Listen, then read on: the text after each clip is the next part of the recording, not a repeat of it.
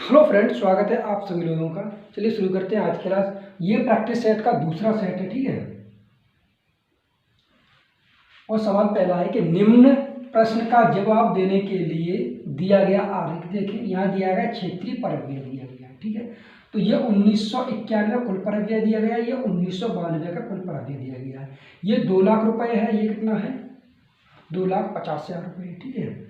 तो सवाल देखते हैं। पहला दिया गया है कि वह क्षेत्र कौन सा है जहां ग्रामीण विकास और अन्य क्षेत्रों का आवंटन। ग्रामीण विकास की बात की गई यहाँ पर, ग्रामीण जो विकास हो रहा है और अन्य क्षेत्रों के आवंटन बराबर हैं और जिनका योग 25% से अधिक है। जिनका योग कैसा है 25% से अधिक है, लेकिन वर्ष में किसकी बात की गई है, वर्ष में कुल आवंटन से 50% कम है। 50% कम है तो मतलब इसकी बात नहीं की गई है इस सवाल में, इसकी बात की गई है। तो हम यहाँ देखेंगे कि कौन सा ग्रामीण विकास के बराबर है। ग्रामीण विकास, ठीक है। तो यहाँ ग्रामीण विकास कितना दिया गया है 30%। कौन सा 30% के बराबर, कौन से 2 अन्य क्षेत्र हैं वो इनके बराबर हो रहे हैं। तो हम यहाँ देख रहे हैं कि 25 और 10 को लेंगे तो ज़्यादा हो जाएगा। अगर हम चिकित्सा और इसे लेंगे तो कितना होगा, ये कम रहेगा। और 20 और ये लेंगे 35 हो जाएगा। अगर हम देखते हैं कृषि और उद्योग लेंगे तब भी 35 हो रहा है। कृषि और चिकित्सा अगर लेंगे 20 + 10 कितना हो रहा है 30%। तो इसका मतलब ये यही आंसर हो जाए कौन सा, कृषि और चिकित्सा। कौन से ऑप्शन में है, इसमें चिकित्सा शिक्षा है, इसमें कृषि और उद्योग नहीं है, एक चिकित्सा और उद्योग है, कृषि चिकित्सा डी ऑप्शन में। तो ऑप्शन कौन सा हो जाएगा डी, ठीक है।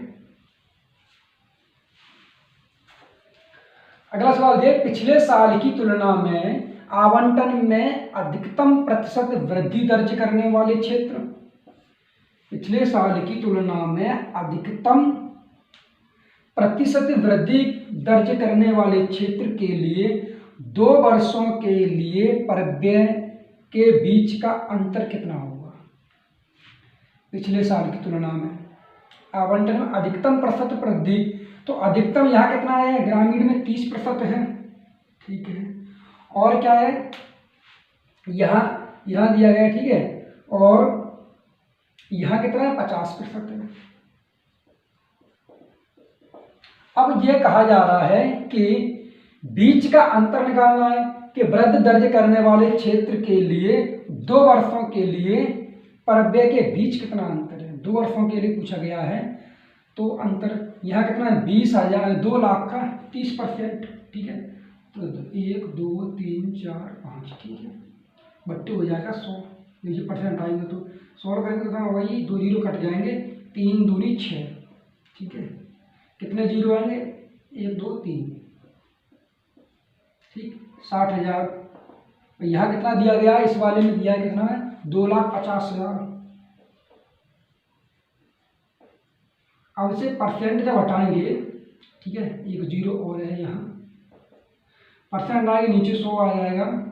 तो 2 जीरो से ये 2 जीरो कट जाएंगे, कितना हो जाएगा 25 पंजे 125 क्या जीरो है 1 2 3। अब इनका अंतर पूछा गया है तो अंतर निकालेंगे यहाँ से, 3 जीरो से ये 3 जीरो कट जाएंगे, कितना बचेंगे 1 2 3 घटेगा, ठीक है। अब 5 में से हम क्या करेंगे, ये जीरो घटाएंगे तो 5 बचेगा और 12 में से 6 गए तो 6, 65,000। तो इस सवाल का जो आंसर आएगा वो 65,000 होगा रुपए, ठीक है, ए ऑप्शन।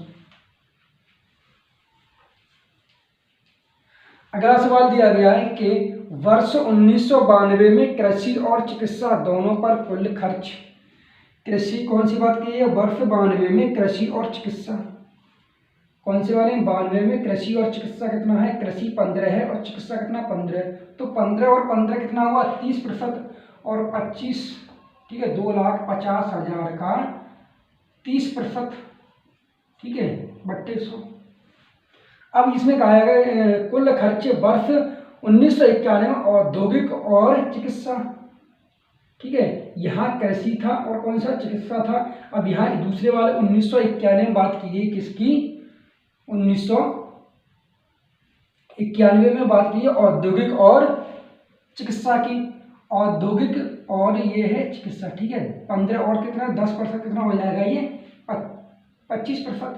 तो 2 लाख का 25%, ठीक है।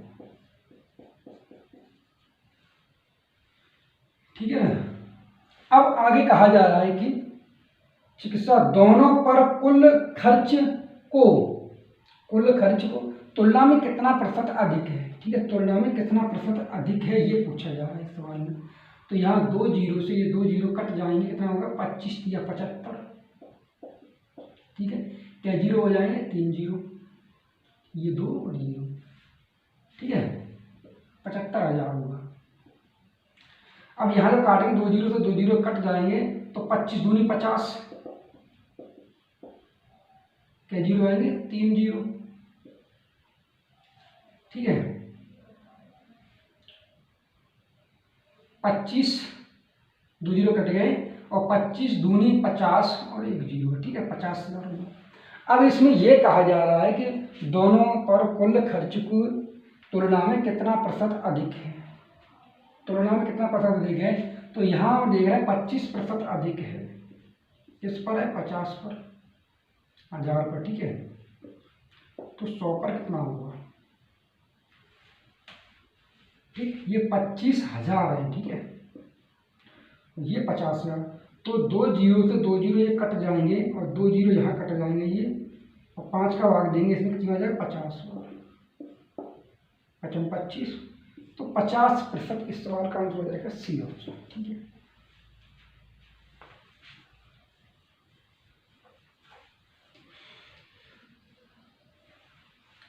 अगला सवाल दिया गया है कि श्रेया एक काम को 1 दिन और 6 घंटे में पूरा कर सकती है। जो श्रेया है, ठीक है, एक काम को 1 दिन और 6 घंटे, एक दिन में 24 घंटे होते हैं और 24 में और 6 जोड़ते हैं 30 घंटे हुए, ठीक। आगे कहा गया है पूरा कर सकती है श्रीधा उसी काम को 2 दिन 12 घंटे में पूरा कर सकती है, श्रीधा, ठीक है। 2 दिन में कितने घंटे हो जाएंगे, 12 दूनी 24 दूनी 48, 48 और 12 कितने हुए 60 घंटे, श्रीधा 60 घंटे काम कर रही है, ठीक है। अगर वे एक साथ मिलकर काम करते हैं तो वे काम पूरा करने के लिए कितना समय लेंगे, ठीक है। तो 30 और 60 का एलसीएम कितना होगा 60, ये है टोटल वर्क। अब 30 का भाग देंगे 60 में, कितनी में जाएगा 3 2 बार, ठीक है, और 60 का भाग देंगे 60 में 1 बार, ये का इनकी कार्य क्षमता है इफिशियंसी, ठीक है। टोटल वर्क 60/3, तो 3 का भाग देंगे कितना होगा 20, तो ये 20 घंटे में पूरा काम कर लेंगे, ठीक है। अगला सवाल दिया है कि 0.222 को एक भिन्नांक में व्यक्त कीजिए, ठीक है। तो हम इससे मान ले रहे हैं कि x बराबर कितना है 0.222, ठीक है। और हम अगर इसमें 10 का मल्टीप्लाई कर देंगे कितना होगा 10x, ये इक्वेशन फर्स्ट मान लेते हैं, ठीक है। जब 10 का मल्टीप्लाई करेंगे तो ये 2 पॉइंट यहाँ आ जाएगा 0.22, ठीक है, डॉट। अब इस वाली संख्या में से ये घटाएंगे ना, ये हमने 2 मान लिया, एक में से 2 घटाएंगे यानी कि 2 -1 जब करेंगे तो कितना बचेगा 9x बचेगा, और जब यहाँ से घटाएंगे तो ये क्या होगा 2 बचेगा यहाँ, ठीक, x की वैल्यू आएगी 2/9। तो इस सवाल का जो आंसर होगा कितना होगा 2/9, यानी कि ए ऑप्शन। अब अगला सवाल दिया है कि एक निश्चित राशि साधारण ब्याज पर 2 साल में 1260 रुपये और 5 साल में 1350 रुपये हो जाती है, तो ब्याज की अनुमानित दर ज्ञात करें, ठीक है। कोई राशि रही होगी तो 2 साल में कितनी हो रही है वो 1260, ठीक है, ये कितनी हुई 2 साल में 1260 रुपये हो रही है +2, और यही जो राशि है वो 5 साल में कितनी हो रही है 5 साल में कितनी हो 1350, ठीक है। तो यहाँ 3 साल का जो ब्याज बढ़ रहा है वो कितना बढ़ रहा है, यहाँ पे घटा के देखेंगे तो 0 से 0 और 15 में से 6 गए, ठीक है, 1350 है और ये 1260 है, ठीक है।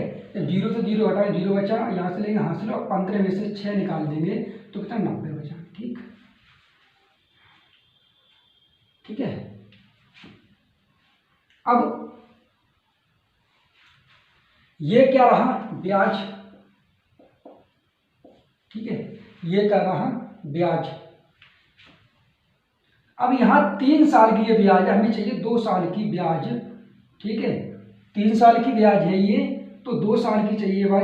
एक साल की कितनी हो जाएगी यहाँ से ब्याज, 1 साल की हो जाएगी कितनी 3 का इसमें भाग देंगे, ये 3 की ब्याज है, तो 1 साल की कितनी हो जाएगी यहाँ से 3 एकम 3 त्रिका 9 30, तो 2 साल पर कितनी रही होगी 60, ठीक है। तो ये 2 साल का ब्याज कितना है, 2 साल का ब्याज कितना है 60, ठीक है। और यह मूलधन कितना रहा होगा, मूलधन रहा होगा 1200 रुपये, ठीक है। अब हम निकाल लेंगे यहाँ से दर निकाल लिए, तो आर पी मूलधन बराबर क्या होता है 1200 रुपये मूलधन है, बराबर क्या होगा PRT अपॉन 100, पी की वैल्यू सॉरी यहाँ ब्याज कितना है 60 रुपये 2 साल का, 60 रुपये ब्याज है, तो मूलधन कितना है P 1200 रुपये इंटू टी 2 साल की बात करिए, इंटू टी कितना होगा 2 साल, ठीक है, इंटू 8/100, ठीक है। 2 जीरो से 2 जीरो कट जाएंगे यहाँ, और 12 पंजे 60, और ये 5 का 2 का भाग देते कितना चला जाएगा ये 2.5, ठीक है %। तो यहाँ दर कितनी रही है 2.5%, ठीक है। इस सवाल में इस तरीके दिया गया है कि 2 साल में 1260 रुपये हो रही है और 5 साल में यही कितनी हो रही है 1350, ठीक है। तो यहाँ पर जो अंतर गैप कितना आ रहा है 3 साल का, तो 3 साल की ब्याज कितनी बन रही है 90, ठीक है। 3 साल की ब्याज कितनी 90, तो 1 साल की 30 बन रही है यहाँ के साथ, 2 साल की कितनी हो जाएगी 60 रुपये, ठीक है ब्याज। अब मूलधन कितना आ रहा होगा, ब्याज जब कोई राशि रही होगी यहाँ पर, तो उसकी जो ब्याज बढ़ी है कितनी 1260 हो गई है, और ब्याज है कितनी 60 रुपये, तो यहाँ कितना हो जाएगा मूलधन 1200 रुपये हो जाएगा, ठीक है। अब 12 से हुआ, हमें क्या निकालना है दर निकालनी, तो ऐसा ही बराबर साधारण ब्याज बराबर होता है PRT पर 100, 2 साल की बात की गई, यहाँ पर 2 साल पर 60, ठीक है। तो इस तरीके से 2.5% की दर रही होगी, ठीक है।